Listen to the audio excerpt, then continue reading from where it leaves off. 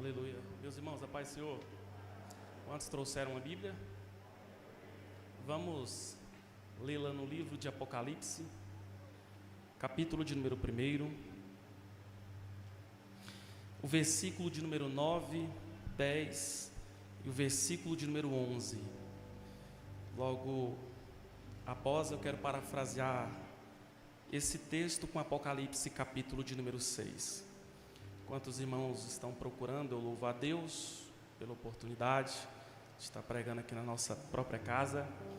Deus abençoe os nossos pastores, pastora Binair, pastora Meire, nossos pastores, minha esposa, enfim. Deus abençoe a toda a igreja. Amém? Apocalipse, capítulo de número 1, versículo de número 9, diz assim: Eu, João, que também sou vosso irmão e companheiro na aflição e no reino, e na paciência de Jesus Cristo, estava na ilha chamada Patmos, por causa da palavra de Deus e pelo testemunho de Jesus Cristo, e fui arrebatado em espírito no dia do Senhor, e ouvi de trás de mim uma grande voz como de trombeta, o que dizia: o que vês, escreve-o num livro, e envia-o às 7 igrejas que estão na Ásia, a Éfeso, a Esmirna, a Pérgamo, a Tiatira, a Sardes, a Filadélfia e Laodiceia. Capítulo de número 6, o versículo de número 1. Capítulo de número 6, o versículo de número 1 diz assim: E havendo o cordeiro aberto um dos selos, olhei e vi um dos 4 animais que dizia como voz de trovão: Vem e vê. Daqui para frente eu vou ler só algumas palavras. Verso 2 diz assim: E olhei, e eis um cavalo branco. Verso 4 diz assim: E saiu outro cavalo vermelho. Verso 5: E havendo aberto o 3º selo, ouvi o 3º animal dizendo: Vem ver. E olhei, e eis um cavalo preto. O verso de número 8 diz assim: E olhei, e eis um cavalo amarelo. Pode se sentar.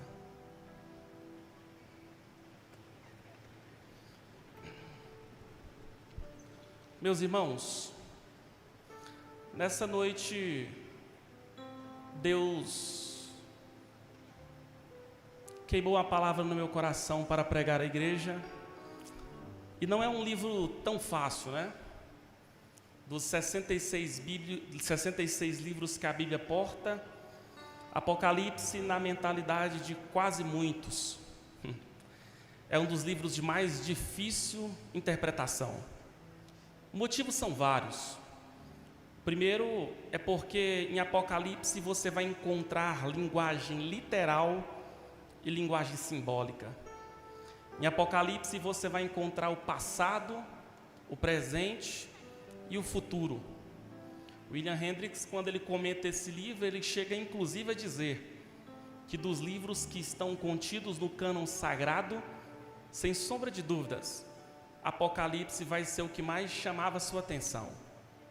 Apocalipse apresenta-se com um contexto histórico um tanto complexo, o cristianismo sendo perseguido, e no século I nós vamos perceber que Satanás se voltou com ímpeto para tentar acabar com o surgimento do cristianismo. O livro se discorre no momento onde o Império Romano, alinhado com as forças de Satanás, tentou acabar com a igreja. É nesse momento que narra-se uma história que o escritor desse livro, o apóstolo João, tinha sido pego e bem na hora que iriam afogá-lo num tacho de óleo fervendo, eles já estavam com a certeza de que o velho apóstolo estaria morto. Mas um milagre acontece perante todos eles. João se levanta, vivo. Isso vai dar ao Império Romano um álibi para começarem a acreditar que João não poderia morrer. Isso vai fazer com que eles vão deportar o velho apóstolo para uma ilha que ficava a 32 quilômetros dali, perto do mar Egeu, uma ilha chamada Ilha de Patmos. Em Apocalipse capítulo 1, no versículo de número 9, o apóstolo João vai retratar qual é o motivo dessa ação que fizeram com ele. Ele vai dizer: eu, João, que sou vosso irmão e companheiro na aflição e no reino. Ele mesmo chega a destacar, dizendo que ele estava na ilha de Patmos, e ele explica o motivo. Ele esteve preso por causa da palavra de Deus e pelo testemunho que ele deu de Jesus Cristo a todos que viram e ouviram esse homem. É nesse momento que nós temos nos versículos posteriores, ele tendo um encontro maravilhoso, soberano e glorioso. Ele vai dizer que enquanto ele estava na ilha de Patmos, ele vai observar que uma voz se dirigia para ele, o ordenando que ele escrevesse tudo aquilo que ele visse dali para frente. E ele vai dizer que enquanto ele ouvia a voz, ele diz que se virou para ver quem falava com ele. Ele diz que viu um ser glorificado. A estrutura ocular dele não era igual à minha e nem à sua. João chega a narrar, dizendo que a sua estrutura ocular eram duas chamas pegando fogo. Os pés dele não era igual ao meu e nem o seu. Era latão reluzente, bronze polido. João percebe que as suas vestes eram simplesmente brancas como a lã. Ele disse que não teve outra atitude a não ser se prostrar perante esse ser. E ele diz que caiu como morto. E é nesse momento que esse ser se dirige para João e simplesmente colocando-lhe a mão, diz: João, não temas, eis que eu sou o primeiro e eu sou o último, eu sou o alfa e eu sou o ômega, eu sou o princípio e sou o fim, e eu tenho nas mãos as chaves da morte e do inferno.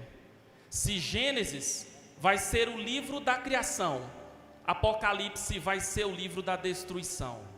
Se no Gênesis Deus cria, em Apocalipse Deus vai finalizar com a saga da civilização humana.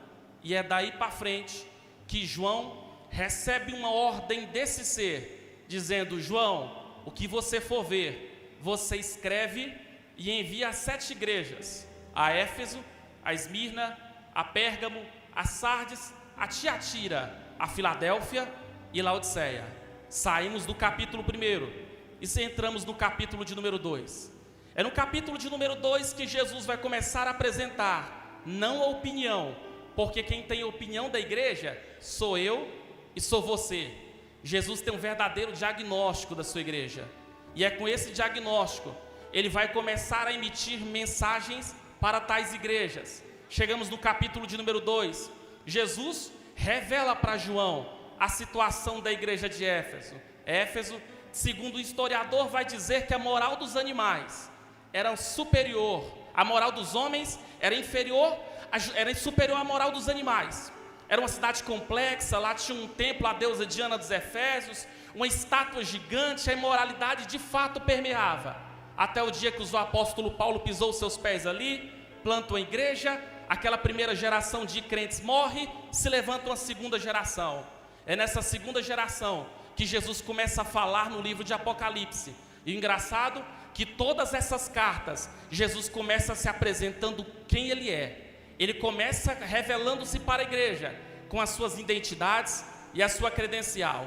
É nesse momento que Jesus vai começar a elogiar a igreja de Éfeso, dizendo que era uma igreja de uma boa teologia. Jesus elogia aos líderes da igreja porque disse que eles provavam aqueles que se diziam ser apóstolos e não eram. Mas Jesus elogia dizendo que os líderes da igreja percebeu que eram obreiros mentirosos. É nesse momento que o texto continua e vai ter algo que chama a atenção. Jesus vai elogiar a igreja pelo fato de seu trabalho, por ser uma igreja que trabalha pelo reino de Deus. É nesse momento que nós vamos chegar a perceber que Jesus vai emitir uma crítica à igreja de Éfeso. E o engraçado é que a crítica é um puxão de orelha para todos nós. Essa crítica ela é bem simples. Se eu sentasse com você e se eu te contasse assim, você está sabendo que o fulano caiu? O que viria na sua mente? Um deslize moral? Uma conduta literalmente antiética? Para Jesus não. O caído não é aquele que necessariamente teve uma conduta imoral. Jesus chega a dizer e puxar a orelha daquela igreja, dizendo assim: tenho porém contra ti, que tu deixastes o teu primeiro amor. E Jesus apresenta justamente o remédio. Ele diz assim: mas lembra de onde caístes. A igreja caída vai ser aquela que já não ama Jesus como amava no início da fé cristã. E é nesse momento que eu e você devemos parar e analisar e entender que nós estamos aqui e nós estamos sentados e ouvindo a palavra, mas o nosso coração não pode parar de queimar e nem arder pela presença do Deus que fez os céus e fez a terra. Eu acredito que, inclusive, se tem algo que a base dessa igreja é a presença de Jesus Cristo de Nazaré da Galileia, e enquanto Ele for a base dessa igreja, é Ele mesmo quem disse que as portas do inferno não prevalecerão contra ela. Saímos da igreja de Éfeso. Tem uma igreja que é interessante. A próxima igreja, inclusive, Esmirna, o líder da igreja era um bispo, chamado do bispo Policarpo, ou conhecido por Policarpo de Esmirna. Jesus elogia aquela igreja, e é no elogio dessa igreja que Jesus simplesmente vai pedir para eles ficarem atentos, pois estava se dirigindo para a igreja uma perseguição complicada, uma perseguição que de fato ia marcar a vida daqueles crentes. Sabe o que aconteceu? A guarda pretoriana, que era a tropa de elite do Império Romano, se dirige para aquela igreja. De uma única vez, eles vão arrancar 800 membros daquela igreja, vão colocá-los em cima de um monte chamado Monte Pagos, e vão jogar mulheres, obreiros, crianças, homens e adolescentes e jovens do alto do monte, para ceifar a vida daqueles cristãos. Eles não param, vão se dirigir para a igreja de novo, vão justamente pegar mais 800 pessoas e vão empurrá-los monte abaixo. E engraçado que Jesus já tinha profetizado, dizendo que a igreja ia sofrer uma tribulação e uma provação de 10 dias. Agora, como se não bastasse, o pior eles fizeram com o bispo da igreja. Eles vão se dirigir para o bispo Policarpo, vão arrancá-lo enquanto ele estava pregando, vão simplesmente amarrá-lo num poste, vão jogar pinche, vão arrancar a espada e vão colocar a espada justamente no pescoço do bispo e vão dizer: bispo, confessa que Jesus não é ninguém e que César é o Senhor. A resposta dele é uma lição para todos nós aqui nessa noite. Ele chega a dizer e afirmar dizendo: eu já tenho 86 anos de idade, Jesus nunca me fez o mal, Ele só me fez o bem. Jesus simplesmente não me traiu, Ele só me construiu. E é nesse momento que vão passar a ceifar a vida do velho Policarpo. Mas nós não podemos nos esquecer de uma promessa que Jesus fez para aquela igreja: aqueles que forem fiéis até a morte, eu de graça vou dar para vocês a coroa da vida. É aqui que eu quero trazer uma mensagem para você. Aconteça o que acontecer, nós podemos perder a presença dos homens, podemos perder status, podemos perder prestígio, mas se tem uma coisa que nossa igreja não pode, não vai perder, é a presença do Espírito Santo de Deus. Inclusive, eu acredito que eu estou pregando e o Espírito Santo está passeando no meio da igreja aqui nessa noite. Eu acredito que enquanto eu estou pregando a palavra de Deus, creia você ou não, Jesus está dando um brado para nós, dizendo que o alarido da trombeta vai tocar, e nós vamos subir para o arrebatamento da igreja, e vamos chegar na nova Jerusalém celestial, aonde nós vamos servir a Deus pelos séculos dos séculos. Quantos vão subir no arrebatamento da igreja? Saímos do capítulo 2, do capítulo 3, nós fechamos dizendo que das 7 igrejas, 4 delas receberam de Jesus elogios e críticas. 2 delas vão receber de Jesus somente elogios, e uma delas vai receber de Jesus uma crítica severa, que é justamente a igreja de Laodiceia. Saindo do capítulo de número 3, entramos no capítulo de número 4. E João já começa Apocalipse capítulo 4 dizendo assim, depois dessas coisas. E a pergunta é, de que coisas? Depois de João ter sido levado para a ilha de Patmos, pastora. Depois de João, pastor Laudemir, ter sido justamente convocado e deportado para aquela ilha. É nesse momento, Pablo, que as coisas daqui para frente não vão, meu presidente, acontecer na terra, vão acontecer no céu. Ele vai começar Apocalipse 4 dizendo, depois dessas coisas, ele diz que ele foi levado para o local mais importante, mais supremo, mais glorioso que qualquer homem e qualquer mulher pode estar. Ele teve o privilégio de ir na sala do trono. Ele começa dizendo que depois dessas coisas, ele foi arrebatado em espírito. E ele diz que algo vai lhe chamar a atenção. Ele percebeu que lá nos céus, João vai contar 1, 2, 10, 20, 25 tronos, 24 tronos. Ele diz que viu em forma de circunferência, em círculo, 24 tronos, e assentados sobre os tronos, João vai dizer que viu 24 anciãos. Na frente dos anciãos, o apóstolo João diz que viu 4 seres viventes. Só que o que vai impressionar João não é os 24 anciãos. O que vai impressionar João não era a sua coroa de ouro que cada ancião portava, nem os 4 seres viventes. O que vai impressionar o velho apóstolo é que simplesmente tinha um trono maior, Daniel, do que todo trono. Tinha um trono mais poderoso, porque quem estava sentado nesse trono era mais poderoso do que qualquer homem. Esse cujo braço ninguém pode parar. Esse cuja presença fugia os céus e fugia a terra. Aquele que quando ele tem poder para exaltar, ele exalta, mas quando ele quer humilhar, ninguém tem coragem de atravessar a sua frente. Aquele que não é que tem uma caneta que escreve a vírgula, aquele que tem a caneta que tem um ponto final. Aquele que é tremido, que é respeitado por demônios e por anjos. Aqueles que quando vai fazer algo, não precisa pegar conselhos com ninguém. O apóstolo João diz que viu nesse trono alguém glorioso, alguém digno de honra, alguém digno de glória e alguém digno de majestade. O apóstolo João diz que houve um momento nos céus, que esses 24 anciãos se levantam, e se levantando, eles se dirigiam até aquele que estava sentado no trono, e eles vão chegar perante ele, e vai estar descrito o que vai estar descrito em Apocalipse 4 e Apocalipse capítulo 5, dizendo que os 24 anciãos chegaram-se à presença dele. Eles retiraram a sua coroa de ouro e colocaram seu rosto no pó. Sabe por quê? Porque ninguém fica na presença do Criador de pé. Ninguém tem coragem de ficar na presença de Deus de pé. Dr. Hernandes Dias Lopes, comentando esse texto, vai dizer que ninguém tem potencial para adorar a Jesus olhando nos olhos. Sabe por quê?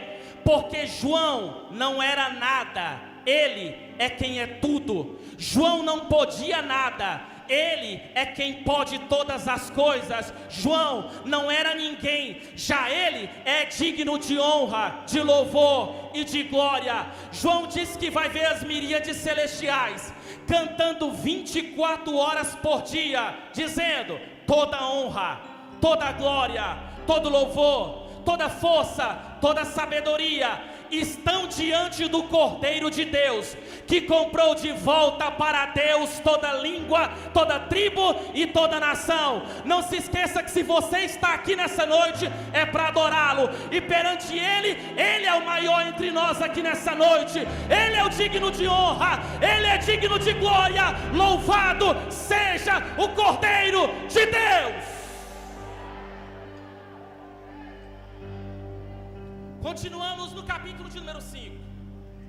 João vai ver algo que vai chamar a atenção. Ele disse que viu um livro, e esse livro, João narra dizendo que ele estava lacrado com 7 selos, 7 lacres.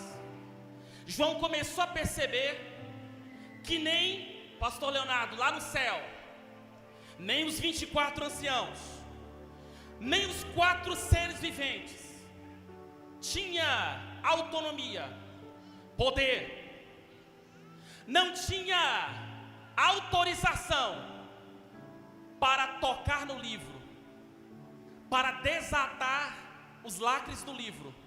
E o que é pior, nem sequer tinha autonomia para olhar para o livro. João começou a procurar alguém nos céus, na terra e até debaixo da terra. Sabe o que ele vai fazer? Chorar. E na gramática grega, remete à tese de um superlativo absoluto mesmo. Chorava muito, porque ninguém na terra, nos céus e nem debaixo da terra era digno de abrir o livro, tocar no livro e simplesmente olhar para o livro. É nesse momento que o apóstolo João, em prantos, começa a perceber que um dos seres viventes vão se levantar, vão chegar até o apóstolo João e vai dizer assim: João, não chores, não fica deprimido, não fica triste, não fica cabisbaixo. João, o leão da tribo de Judá, a raiz de Davi, João, ele tem poder, autonomia, não apenas de olhar para o livro, não apenas de tocar no livro, mas ele vai abrir o livro e vai deslacrar todos os seus selos. João, sabe por quê? Porque as mãos dele têm uma chave que não tem porta que não abra. E é isso que eu quero dizer para você. Nesse ano que entrou, é o ano da retomada. Então vai ao primeiro princípio: acredite que Jesus de Nazaré da Galileia, ele tem a chave que abre toda a porta. Então portas que você não viu abrir no ano passado, se prepara, porque se você quiser e acreditar nele, essas portas vão abrir para o louvor e para a glória de Deus. É nesse contexto que saímos do capítulo 1, 2, 3, 4 e 5 e chegamos no capítulo de número 6. No capítulo de número 6, acontece o que nós teólogos assembleianos chamamos de grande tribulação. No artigo 3 do Credo das Assembleias de Deus acredita, e assim nós pregamos, que a igreja não vai passar pela grande tribulação. E é por isso que eu vou pedir para a mídia abrir comigo Apocalipse capítulo de número 6, o verso 2. Mas antes de mais nada, olhe para mim. Esse momento da grande tribulação foi um momento descrito por Jesus. Ele chegou a dizer que serão dias onde vai haver choro e ranger de dentes. Serão dias onde serão considerados os piores momentos da civilização humana. Serão dias complexos de dificuldade. Serão dias onde a dor vai permear. E detalhe, tudo isso vai acontecer com uma vantagem para a igreja: a igreja não estará aqui, a igreja estará na nova Jerusalém celestial. Apocalipse capítulo de número 6, o versículo de número 2, João começa dizendo assim: e olhei, e eis um cavalo branco, e o que estava sentado sobre ele tinha um arco, e foi-lhe dado uma coroa, e saiu vitorioso para vencer. Olhe para mim. Apocalipse capítulo de número 6 vai começar a descrever o que vai acontecer depois da ascensão da igreja e quando o Cordeiro começar a abrir os livros. Ele vai dizer que quando o Cordeiro abriu o primeiro livro, João narra dizendo que viu aparecer um cavalo de cor branca. E é esse cavalo de cor branca vai ser motivo de muitas contradições entre muitos teólogos que estudam Apocalipse. Alguns acreditam que esse cavalo de cor branca representaria Jesus. Outros acreditam que representaria o anticristo. Jesus, creio que não é. A palavra coroa que aparece aqui na gramática grega é bem diferente de Apocalipse 19, 11. Eu também não acredito que seja o anticristo, ainda mais que o livro de Apocalipse não está em ordem cronológica, mas ele só vai aparecer no capítulo 12, no capítulo 13. Mas o que é interessante é que o anticristo, ele vai ser precedido por esse cavaleiro de cor branca, que representará um sistema instaurado pelo anticristo e que haverá de proporcionar uma falsa paz. Quer ver isso? Você vai perceber, ou imagine só, que bem no auge da pandemia, nós estávamos aqui num culto, e tenta imaginar que sai uma notícia dizendo que um homem descobriu a cura perfeita para a Covid-19.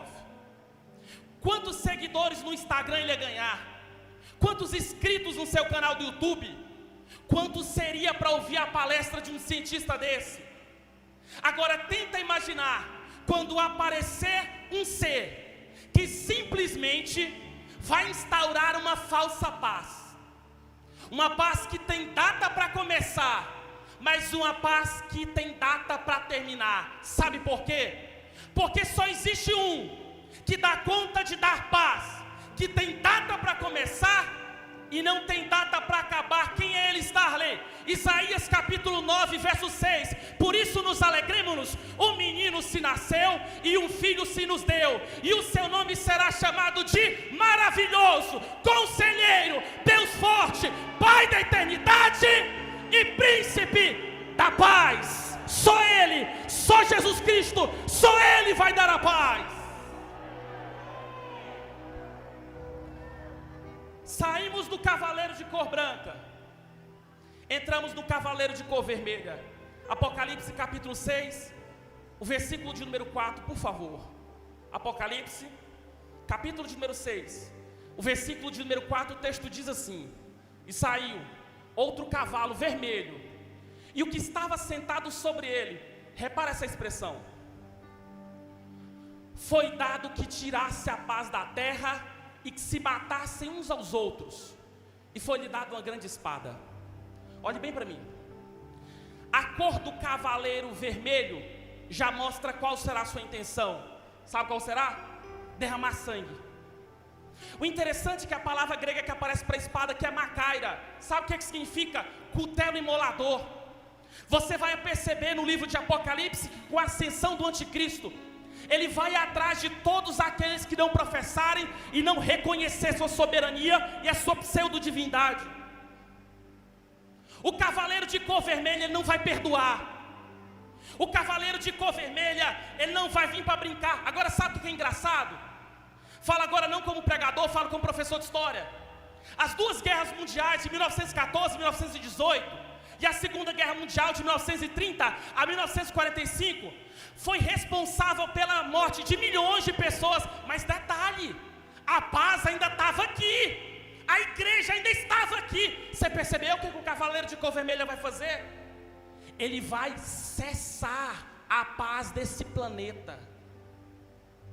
E alguém comentando esse texto diz que o cavaleiro de cor vermelha vai ser um protagonista, pois os homens rejeitaram o príncipe da paz. E é por isso que eu quero dizer para você que está afastado do evangelho: se entregue a Jesus Cristo aqui nessa noite, se renda a Jesus Cristo, porque acredite, é Ele quem fez uma garantia dizendo: eu deixo-vos a minha paz, e a minha paz eu vos dou. É uma paz que a bebida não dá, é uma paz que a maconha não dá, é uma paz que o teu pai não dá, é uma paz que a tua mãe não dá, é uma paz que só quem tem é o próprio Espírito Santo de Deus.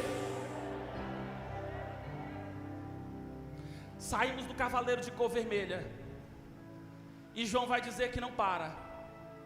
O cordeiro está com o livro nas mãos, e ele vai deslacrar o terceiro selo. É nesse momento que o apóstolo João diz que viu brotar na terra e erguido aos céus um cavaleiro de cor preta. Se a arma do cavaleiro de cor branca é uma coroa, juntamente com um arco, se o objeto trago pelo cavaleiro de cor vermelha é uma espada, eu fico me perguntando, qual será o objeto do cavaleiro de cor preta? João vai dizer que o cavaleiro de cor preta vai trazer uma balança nas mãos. E trazendo uma balança, o apóstolo João vai apresentar as suas medidas. E apresentando essas medidas, nós logo interpretamos, dizendo que ele vai trabalhar em cima da inflação.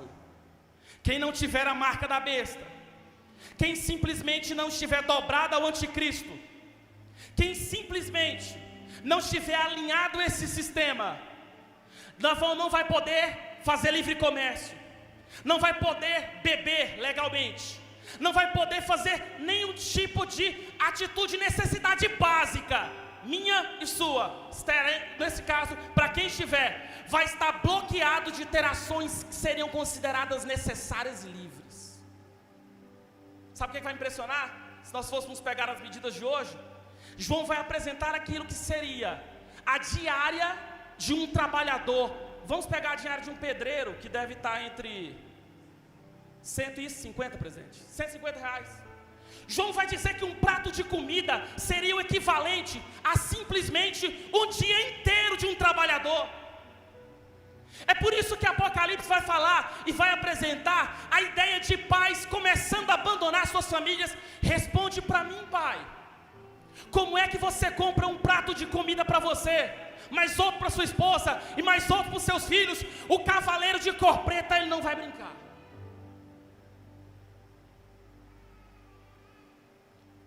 Mas Jesus não estava brincando quando ele disse que esses serão dias de choro e ranger de dentes, porque ainda tem um quarto cavaleiro. Porque se o cavaleiro de cor branca, ele vai trazer um arco, o cavaleiro de cor vermelha vai trazer uma espada, o cavaleiro de cor preta vai trazer uma balança, o cavaleiro que vai chegar a seguir, na minha opinião, é o mais macabro deles. Esse tem nome, esse tem RG, esse tem CPF. Apocalipse 6, a partir do versículo de número 8, João diz que viu ascender nos céus o cavaleiro de cor amarela. Embora a gramática grega tenha expressão pakloros, mas foi traduzida como cavaleiro de cor amarela, até porque o que menos importa é sua cor. O que João vai dizer é que assentado sobre o cavalo de cor amarela, ele diz que viu a morte. A figura da morte e do inferno vão ser um pleonasmo do mais alto nível. Quando o cavaleiro de cor amarela passar aqui na terra, a morte vai simplesmente derrubar o corpo e o inferno vai querer arrancar a alma. A morte vai derrubar, mas o inferno vai tentar ceifar a alma. E o que João vai começar a dizer é que ele vai apresentar os 3 métodos do cavaleiro amarelo matar. Ele vai dizer que ele vai matar por bestas feras. Ele vai dizer que ele vai matar por espada. E talvez você me pergunta, mas peraí, Starley, o cavaleiro de cor vermelha já tem uma espada. Mas calma, a espada do cavaleiro de cor amarela não vai ser a mesma espada do cavaleiro de cor vermelha. Aqui a palavra grega é rompaia. Sabe o que significa? Uma lança preparada para a guerra. Lembra das guerras mundiais que eu falei agora? Prepara, no grande tribulação ela vai voltar. E João vai usar a expressão epidemia, mostrando que movimentos pandêmicos e epidêmicos vão ser constantes no período de 7 anos da grande tribulação. Mas eu não estou pregando aqui para te colocar medo. Eu não estou pregando aqui para te colocar em desconforto. Eu estou pregando aqui porque eu trago a mensagem de Deus para essa igreja. Fique de pé. Sabe qual a mensagem? Eu não vou pedir para a mídia colocar. Eu vou pedir para você pegar a Bíblia, a sua Bíblia, e leia comigo um texto, por favor.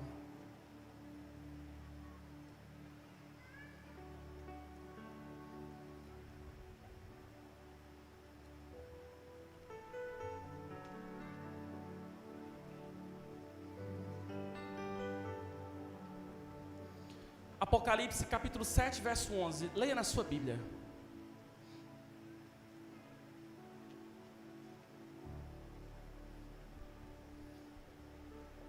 Diz assim: e todos os anjos estavam ao redor do trono e dos anciãos e dos 4 animais, e prostraram-se diante do trono sobre o teu rosto e adoraram a Deus. Verso 12, dizendo amém.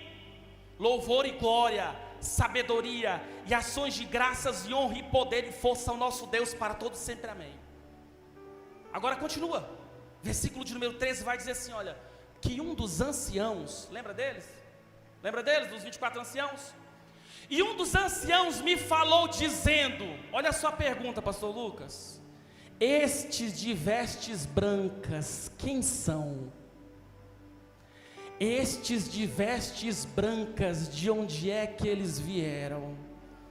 Verso de número 14, eu disse-lhe, Senhor, tu sabes. E ele me disse: estes são os que vieram de grande tribulação, João. Eles lavaram as suas vestes, eles as branquearam no sangue do Cordeiro, e é por isso que eles estão diante do trono de Deus, e vão servir a Deus de dia e de noite, de dia e de noite. Eu trago a mensagem para nós da nossa igreja: nós não vamos passar pela grande tribulação. Essa igreja vai subir para a nova Jerusalém celestial. É por isso que salvação vai se dar em 3 aspectos. Já fomos salvos na cruz do Calvário, doutrina bíblica da salvação.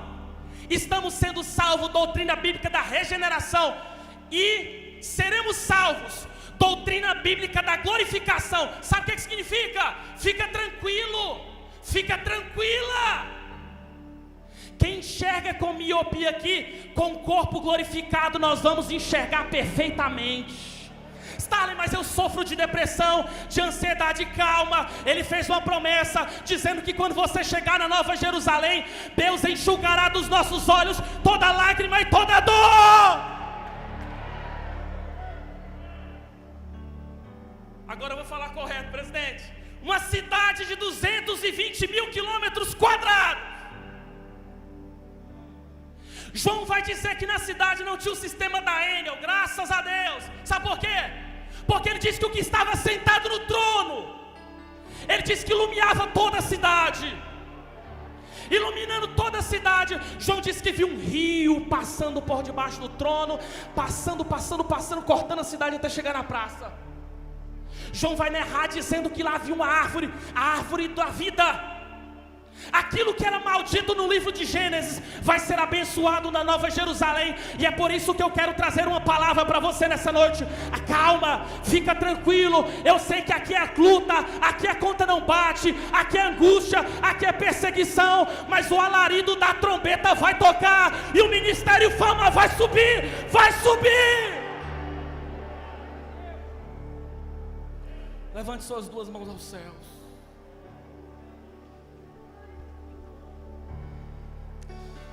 Eu passei o dia hoje no quarto da minha filha orando, pedindo: Deus, me dá uma palavra para falar para meus irmãos. Eu não estou aqui de brincadeira, eu recebo a autoridade de Deus para falar. Hoje Deus está renovando forças de crente aqui nessa noite. Xarabacanturimicantarabachéria. Repita assim comigo. Eu sei que você está de máscara, eu sei que ela incomoda, mas repita assim comigo: Espírito Santo. Mais alto, você está falando com Ele. Espírito Santo, nessa noite, me toca, me renova, põe a minha alma de pé. Diga: Espírito Santo, me toca.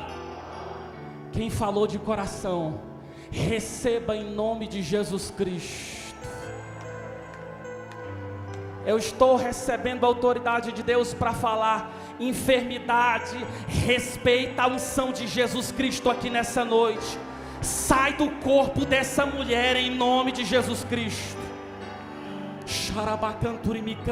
Receba nessa noite aquele pentecostalismo clássico e bíblico que pregava sobre o movimento glossolar com línguas estranhas e que a trombeta vai soar.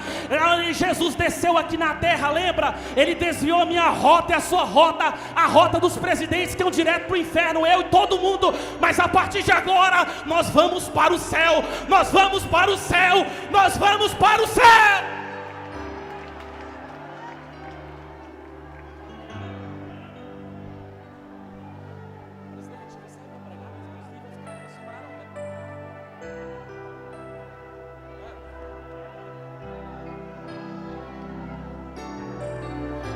Não pare de orar. Cadê você que está afastado da igreja?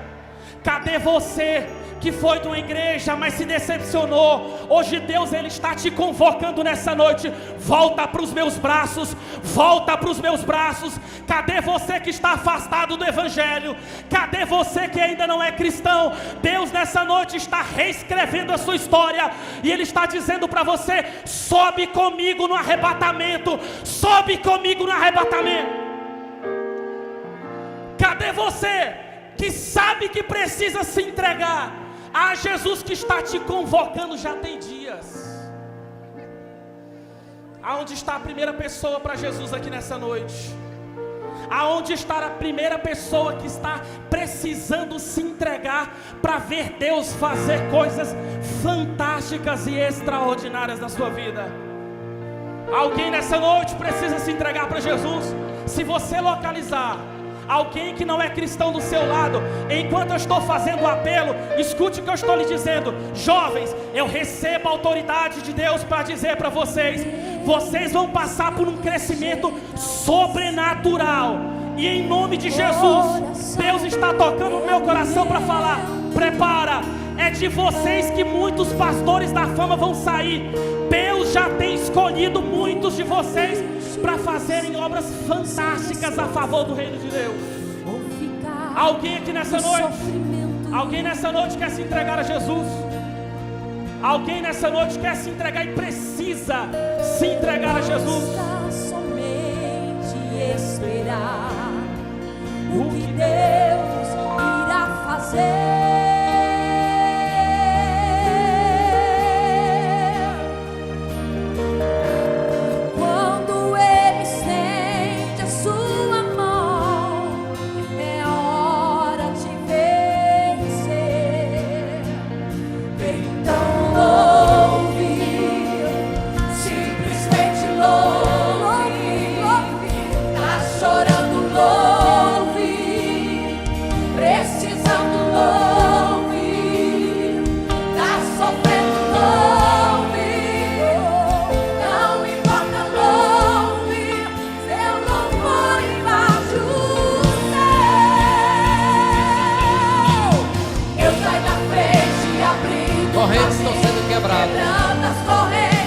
Estão libertando vidas. Tem uma família vindo à frente, aceitando a Cristo. Nós estamos aguardando por você. Ele prometeu que iria para o céu preparar lugar para que onde Ele estivesse, nós estivéssemos juntamente com Ele para todos sempre. Aquele que é, que era e que há de vir, Ele voltará. Ele voltará. Comece o ano na intimidade com o Senhor, tendo a certeza da sua salvação. Vem à frente. Tem mais alguém?